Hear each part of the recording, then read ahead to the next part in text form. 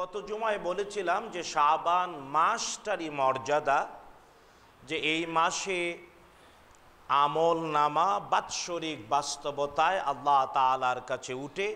তাই বিশ্বনবী সাল্লাল্লাহু তাআলা আলাইহি ওয়াসাল্লাম বেশি রোজা রেখেছেন এই মাসে রমজানের পরেই, কারণ নবীজি বলেছেন আমার আমল আল্লাহর কাছে উঠবে এমন ওয়া আনা সায়েম, যে আমি রোজাদার।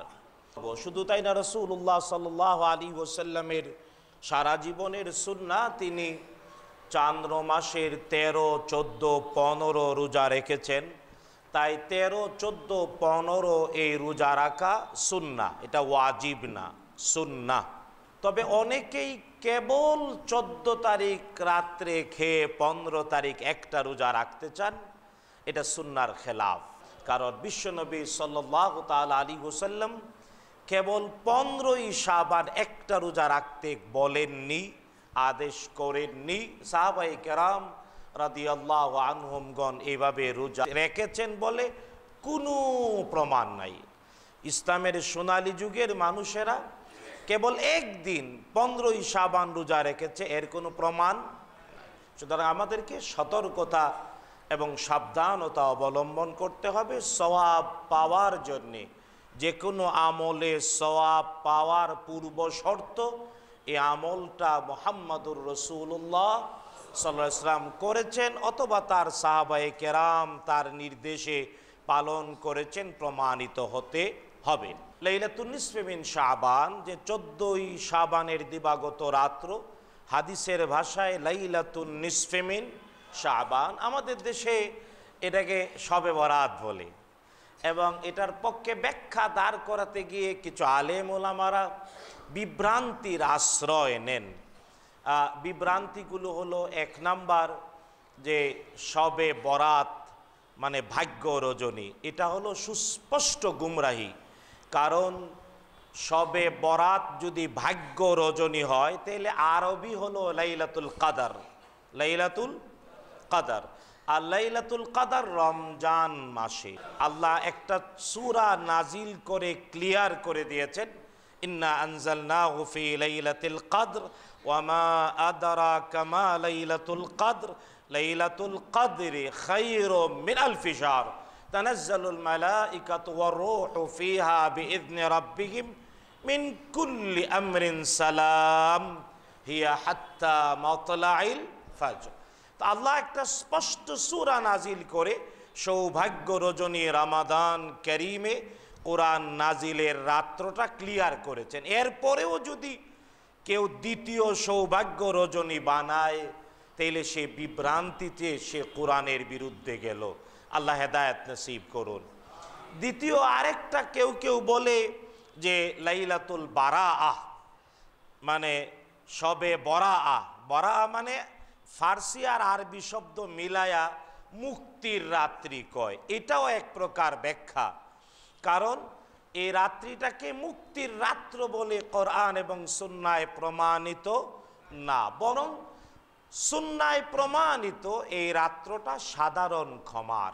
আল্লাহ তাআলা সাধারণ ক্ষমা ঘোষণা করেন ওই রাত্রিতে, তবে কিছু কিছু কমবক্ত এর অন্তর্ভুক্ত হয় না। কারা কারা না, হাদিস আছে বলবো। হ্যাঁ, কিন্তু এই রাত্রকে আবার বরকতময় রাত্র বলতে গিয়ে সূরাতুদ দুখানের আয়াত দলিল দেয়া হয়। আল্লাহ তাআলা বলছেন, ইন্না আনজালনাহু ফি লাইলাতিন মুবারাকাতিন ইন্না কুন্না মুনযিরিন ফিহা ইউফরাকু কুল্লু আমরিন হাকিম, যে নিশ্চয়ই আমি নাজিল করেছি কোরআনকে বরকতময় রাত্রিতে। ইন্না আনজালনাহু ফি লাইলাতিন মুবারাকাতিন ইন্না কুন্না মুনযিরিন, আর এটা এই জন্যে পাঠিয়েছি যাতে তোমাদের সাবধান আর সতর্ক করতে পারি। ফিহা ইউফরাকু কুল্লু আমরিন হাকিম, যে রাত্রিতে সকল প্রজ্ঞাময় সিদ্ধান্তের ফয়সালা দেন কে? সূরা দুখানের আয়াত। কিন্তু জানা উচিত আল কোরআন ইউফাসসিরু বা'দুহু বা'দা, কোরআন নিজে নিজের ব্যাখ্যা করে। তাই আল্লাহ তাআলা কোরআন নাজিল হওয়া, যদিও এটা সত্য কোরআনের নাজিল হওয়া 2 ভাবে। কয়ভাবে? আরবির গ্রামারের ভার্বের ফর্ম অনুযায়ী একটা হলো আনজালনা আর একটা হলো নাজ্জালনা। আনজালা ইউনজিলু, এনজাল একত্রে একসাথে নাজিল হওয়া, আর নাজ্জালা ইউনাজ্জিলু তানজিল ধীরে ধীরে নাজিল হওয়া। কিন্তু জানা উচিত দুইও নাজিল হওয়া সূচনা হয়েছে এক রাত্রিতে, যে কারণে আনজালনা বলে আল্লাহ বলেছেন রমজান মাস, নাজ্জালনা বলেও রমজান মাস বলেছেন। আল্লাহ যেখানে বললেন শাহরু রমাদান আল্লাযী উনজিলা ফীহিল কোরআন, আল্লাহ নিজে বললেন ইন্না আনজালনাহু ফী লাইলাতিল কদর, সেখানে অপব্যাখ্যা করার কোনো সুযোগ নাই। এটা সত্য যে কোরআন আল করিম লাউহে মাহফুজে সংরক্ষিত, একত্রে একসাথে রমজানের লাইলাতুল কদরে লাউহে মাহফুজ থেকে দুনিয়ার আকাশের বাইতুল ইজ্জাত নামক মসজিদে আল্লাহ তাআলা নাজিল করেছেন 30 পারার কোরআন, এর নাম আনজালনা। আর নাজ্জালনা মানে ওই পৃথিবীর আকাশের বাইতুল ইজ্জাত নামক মসজিদ থেকে বিশ্বনবী সাল্লাল্লাহু আলাইহি ওয়াসাল্লামের 23 বছর 6 মাসের জীবনে, 23 চান্দ্র বছরের 23 বছর 6 মাসের জীবনে প্রয়োজনে প্রশ্নের উত্তরে হুকুম আহকাম দিয়ে এই নাজিল হওয়া, এটার নাম নাজ্জালনা। তবে যে রাত্রিতে দুনিয়ার আকাশে নাজিল হয়েছে ওই রাত্রিতেই সূরাতুল আলাকের প্রথম 5টি আয়াত হেরা গুহায় মুহাম্মাদুর রাসূলুল্লাহ সাল্লাল্লাহু তাআলা আলাইহি ওয়াসাল্লামের উপরে জিবরিল আলাইহিস সালাম নাজিল করেছেন। তাই আনজালনা নাজ্জালনা দুই প্রকারের নাজিল একসাথে এক রাত্রিতেই হয়েছে। তা ছিল রমজান মাসে, তা ছিল লাইলাতুল কদরে। সুতরাং কোরআন যেখানে স্পষ্ট করে বলেছে, সেখানে কোরআনের বিপক্ষে বললে এবং এটা বিশ্বাস করলে ঈমান থাকবে না না না। তাই আমরা এটা বিশ্বাস করি শাবান মাস পুরাটাই মর্যাদার, রমজানের আগের মাস, আমল আল্লাহর কাছে উঠে রমজানের প্রস্তুতির মাস। তো অবশ্যই ভাগ্য রজনী বলবো, ভাগ্য রজনী রমজানের শেষ দশকের বেজুর যে কোনো একটি রাত্রি বলেছেন আল্লাহ এবং তার রসুল গোপন রেখেছেন বেজুর রাত্রিগুলোতে, যাতে সবাই চেষ্টা করে। আর সবাই চেষ্টা করলে আল্লাহ দেবেন। আল্লাহ গোপন রেখেছেন তার রহমত অবারিত করার জন্যে, কিন্তু শর্ট কোর্স করে দিয়েছেন রমজান মাস আর শেষ। কিন্তু বিশ্বনবী সাল্লাল্লাহু আলাইহি ওয়াসাল্লাম নিজেও লাইলাতুল কদর পাওয়ার জন্যে, বুখারী মুসলিম বর্ণনা করেছেন, আবু সাঈদ খুদরি রাদিয়াল্লাহু তাআলা বর্ণনা করছেন, বিশ্বনবী সাল্লাল্লাহু তাআলা আলাইহি ওয়াসাল্লামকে লাইলাতুল কদর জানিয়ে দেয়া হলো। কবে? রাসূল সাল্লাল্লাহু তাআলা আলাইহি ওয়াসাল্লাম সাহাবায়ে কেরামের কাছে বলতে যাচ্ছেন, এমন সময়ে মাঝখানে দুইজন সাহাবী বিতর্কে লিপ্ত। বিতর্কে নবীজি তাদের ঝগড়া বিতর্ক মিটাতে গেলেন, আল্লাহ তার থেকে উঠিয়ে নিলেন। আল্লাহ তাআলা কোন তারিখে লাইলাতুল কদর নবীজির কাছ থেকে উঠিয়ে নেন। রাসূল সাল্লাল্লাহু আলাইহি ওয়াসাল্লাম নিজে লাইলাতুল কদর পাওয়ার জন্যে রমজানের প্রথম তারিখ থেকে এতেকাফ শুরু করলেন। বুখারী মুসলিমের হাদিস, বিশ্বনবী নিজে এই লাইলাতুল কদর তালাশ করার জন্যে প্রথম রমজান থেকে 10 রমজান পর্যন্ত এতেকাফ করলেন, সাহাবীরাও তার সাথে।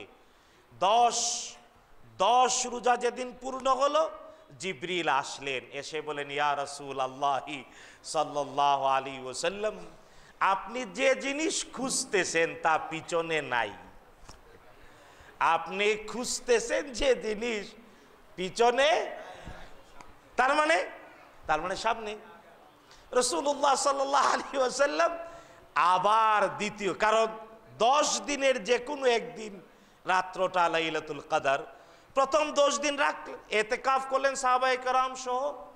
এবার দ্বিতীয় 10 দিন কন্টিনিউ এতেকাফ শুরু করলেন।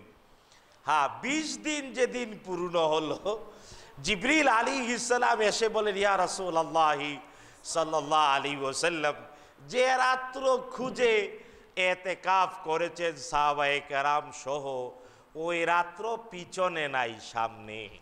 কন্যা সুবহানাল্লাহ। নবীজি নিজে খুঁজেছেন আর পেয়ে আমাদেরকে কোর্সটা শর্ট করে দিয়েছেন। বলেন না সুবহানাল্লাহ। 20 দিন টানা এতেকাফের পরে যখন জিবরিল আলাইহিস সালাম বললেন সামনের দশক অর্থাৎ শেষ দশক, তখন রাসূলুল্লাহ সাল্লাল্লাহু আলাইহি ওয়াসাল্লাম বলেন, এই শেষ দশকের যে কোনো একটা বেজুর রাত্রি, হয় 21, না হয় 23, না হয় 25, না হয় 27, না হয় 29, এই যে কোনো একটা বেজুর রাত্রির মধ্যেই হবে লাইলাতুল কদর। সময় যেহেতু গুরুনয়মান, তাই এটা প্রদক্ষিণ করে। বলেন না সুবহানাল্লাহ। এই জন্যে রাসূলুল্লাহ সাল্লাল্লাহু আলাইহি ওয়াসাল্লাম নিজে খুঁজেছেন আর নিশ্চিত হয়ে কোর্সটা মাত্র 10 দিনে দিয়েছেন। তাই আমাদের উচিত সৌভাগ্য রজনী রমাদানের শেষ দশকে খুঁজবেন ইনশাআল্লাহ। ওইখানে ভাগ্য আসে, ওখানে সবগুলো গুরুত্বপূর্ণ বিষয়ে সিদ্ধান্ত দেন আল্লাহ তাআলা। এমন কি প্রত্যেকটি বনি আদম বা মানুষ বা জিনের বাৎসরিক বাজেটও ফেরেশতাদের কাছে অবমুক্ত করা হয়। ফিহা ইউফরাকু কুল্লু আমরিন হাকিম, সূরাতুদ দুখানের আয়াত হলো রমাদানের শেষ দশকের লাইলাতুল কদরের। সুতরাং কোরআনের ভুল ব্যাখ্যা করলে, এটা বিশ্বাস করলে, কোরআনের বিরুদ্ধে কথা বললে ইমানি সওয়াব তো দূরের কথা, ইমানি থাকবে না। সুতরাং সাবধান আর সতর্ক হতে হবে। আল্লাহ তাআলা সবাইকে বুঝার তৌফিক দিন। আমরা আবার বলি আল্লাহুম্মা আমিন। তবে বন্ধুগণ, লাইলাতুন নিসফি মিন শাবান সাধারণ ক্ষমার রাত্রি, আল্লাহ তাআলা ক্ষমা করে দেন। রাসূলুল্লাহ সাল্লাল্লাহু আলাইহি ওয়াসাল্লাম বলেছেন, ইন্নাল্লাহা লা ইয়াত্তালিউ, আল্লাহ তাআলা তার তাবৎ সৃষ্টির উপরে রহমতের দৃষ্টিতে তাকান, ফায়াগফিরু, ক্ষমা করে দেন তাবৎ সৃষ্টিকে, তবে ক্ষমা করেন না। শেখ আলবানী সহ বিগত শতাব্দীর শ্রেষ্ঠ মুহাদ্দিসিনে কেরাম বলেছেন লাইলাতুন নিসফি মিন শাবানের ব্যাপারে অতি বিশুদ্ধ যে 3টি হাদিস, হাসান হাদিস, এগুলাকে একত্রিত করলে মৌলিকভাবে 3টি বদগুণ যার মধ্যে আছে সে সাধারণ ক্ষমা পায় না। তবে এর চেয়ে আরো কিছু দুর্বল, কিন্তু অনেকগুলো দুর্বল হাদিস একত্রিত করলে একটু মজবুত হয়।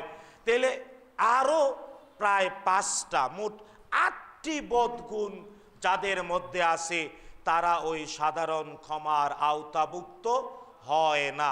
তবে প্রথম ক্যাটাগরির হাদিসগুলোতে যে 3টি বদগুণের কথা, এর 1 নাম্বার শিরক।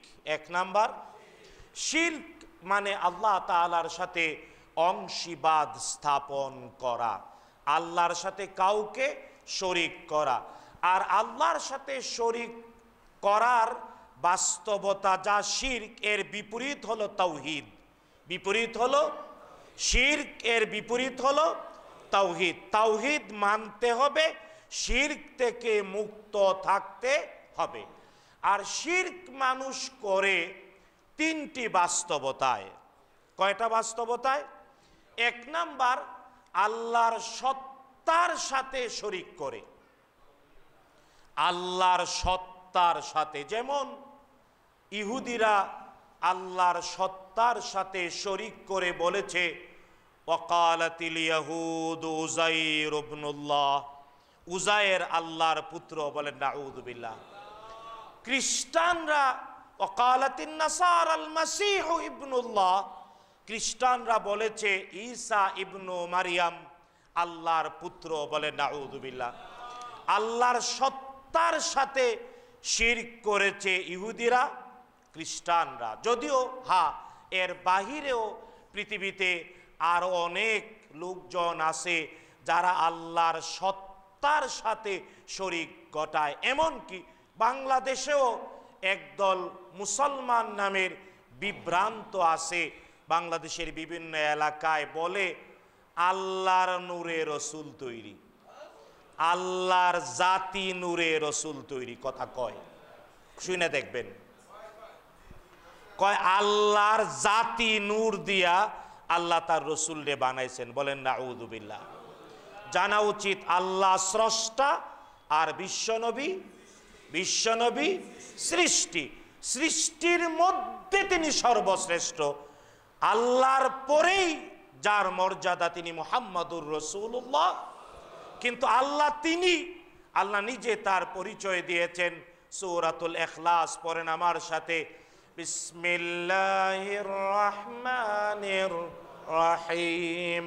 কুল হুয়াল্লাহু আহাদ আল্লাহুস সামাদ লাম ইয়ালিদ ওয়া লাম ইউলাদ ওয়া লাম ইয়াকুন লাহু কুফুয়ান আহাদ।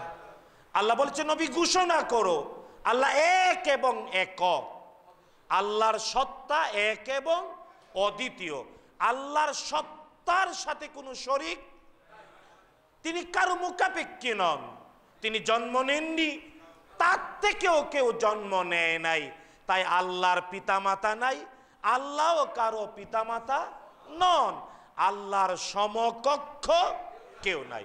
সুতরাং যদি কেউ বলে আল্লাহর জাতি নূরে মুহাম্মদ, এ হলো মুশরিক, সে কি? সুতরাং এই যে এই ধরনের অনেক কথা আমি বলতে চাই না, শুধু বিবেক সচেতন রেখে খেয়াল রাখবেন আল্লাহর সত্তার সাথে কাউকে মিলানো যাবে। 2 নাম্বার, যদি আল্লাহর সত্তার সাথে মেলায় তাহলে মুশরিক।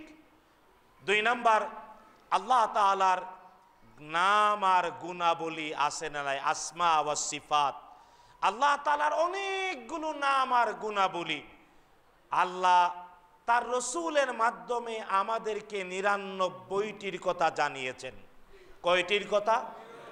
কিন্তু এটা বিশ্বাস করতে হবে 99-র বাহিরেও আরো অনেক নাম আর গুণাবলী কার আছে। এবং আল্লাহ তাআলা কিয়ামতের মাঠে মুহাম্মাদুর রাসূলুল্লাহ সাল্লাল্লাহু আলাইহি ওয়াসাল্লামকে শিখিয়ে দেবেন আল্লাহর এমন কিছু নাম আর গুণাবলী যেদিন সবাই আত্মচিৎকার করবে, ইয়া নাফসি ইয়া নাফসি, নিজের জীবন নিজের সত্তা নিয়ে ব্যতিব্যস্ত থাকবে। যখন সবাই, কেবল একজন, টোটাল হাসরের মাঠে একজন নিজেকে নিয়ে ব্যস্ত থাকবে না, তিনি আপনার আমার হাবিব মুহাম্মাদুর রাসূলুল্লাহ। তিনি বলবেন, হে আমার রব, আমার উম্মত, রাব্বি হাবলি উম্মতি। হাসরের মাঠে একটা ব্যতিক্রমী আওয়াজ দেবেন মুহাম্মাদুর রাসূলুল্লাহ, রাব্বি হাবলি উম্মতি। ও আল্লাহ, আমার উম্মতকে তুমি আজ শাদী মুক্ত করে দাও, জান্নাত দাও, ক্ষমা করে দাও। আর ওই রসুল ভয় মুক্ত হয়ে আরশে আজিমের সামনে সেজদায় লুটিয়ে পড়বেন।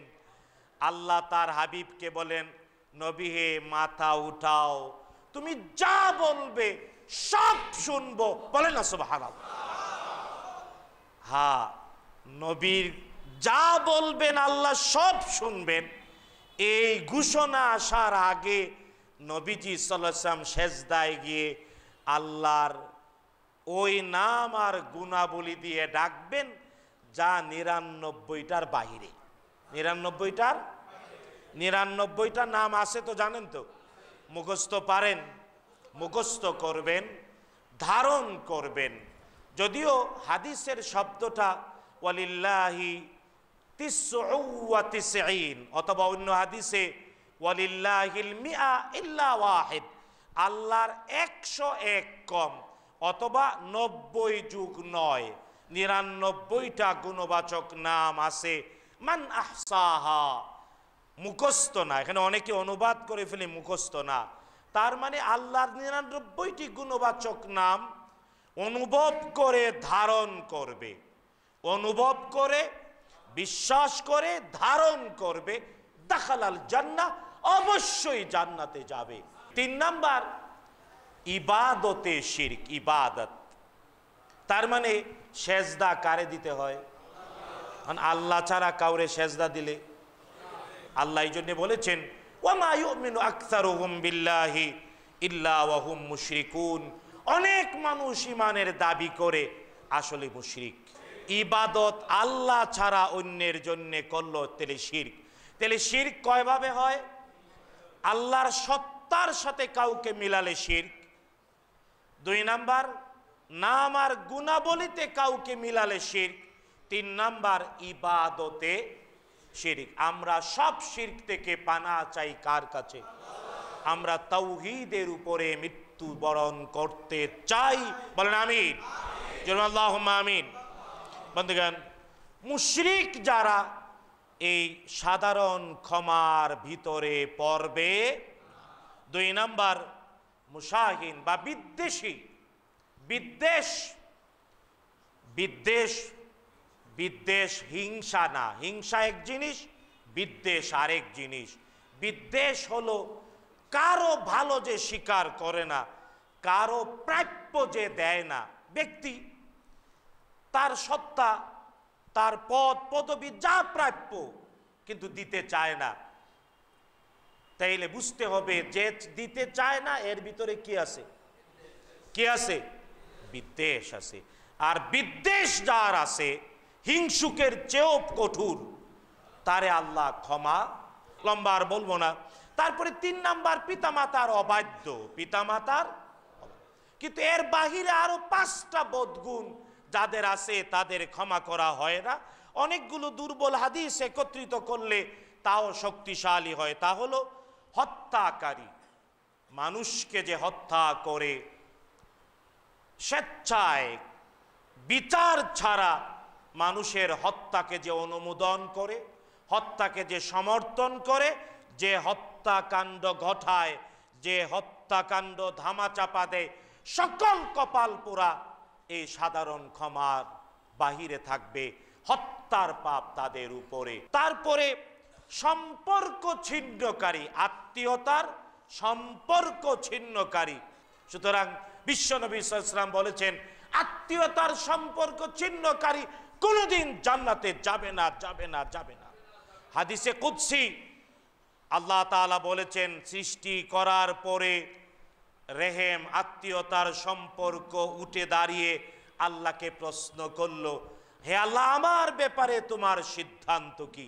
আল্লাহ বলে দিয়েছেন, ও আত্মীয়তার সম্পর্ক, মান ওয়াসালাকি ওয়াসালতুহু, যে তোমাকে রক্ষা করবে আমি আল্লাহ নিজে তার সাথে সম্পর্ক রক্ষা করব। ওয়ামান কাতাআকি কাতাআতু, আর হে আত্মীয়তার সম্পর্ক, তোমাকে যে ছিন্ন করবে আমি আল্লাহ তার সাথে সম্পর্ক ছিন্ন করে দেব। তাই আত্মীয়তার সম্পর্ক ছিন্নকারী কোনোদিন জান্নাতে যাবে না, যাবে না, যাবে না। যারা রাখবে না, আমাকে রাখতে হবে। নবীজি আদেশ করেছেন, সিলমান কাতাক, যে বিচ্ছিন্ন করে তুমি লাগাও। ওয়াফু আম্মান যালামাক, যে তোমার প্রতি অত্যাচার করে তুমি ক্ষমা করে দাও। ওয়া আহসিন ইলা মান আসা ইলাইক, যে তোমার সাথে দুর্ব্যবহার করে তুমি তার সাথে ভালো ব্যবহার করো। বিশ্বনবী আদেশ করেছেন। তারপরে এই সাধারণ ক্ষমার রাত্রিতেও ক্ষমা পাবে না আরেকটা বদগুণ যাদের আছে, তা হলো টাকনুর নিচে যারা কাপড় পরে। টাকনুর নিচে স্বেচ্ছায় সজ্ঞানে কাপড় পরে যারা, এরা ক্ষমা পাবে না, না, না। বিশ্বনবী বলছেন, মা আসফালা মিনাল কাবাইন, টাকনুর নিচে যা আছে, টাকনু শুদ্ধ কেটে কোথায় দেওয়া হবে? আল্লাহ হেদায়েত নসিব করুন, বলেন আমিন। তারপরে 7ম হলো জিনা আর বেবিচার যে করে। জিনা বেবিচার তার মানে চরিত্রহীন।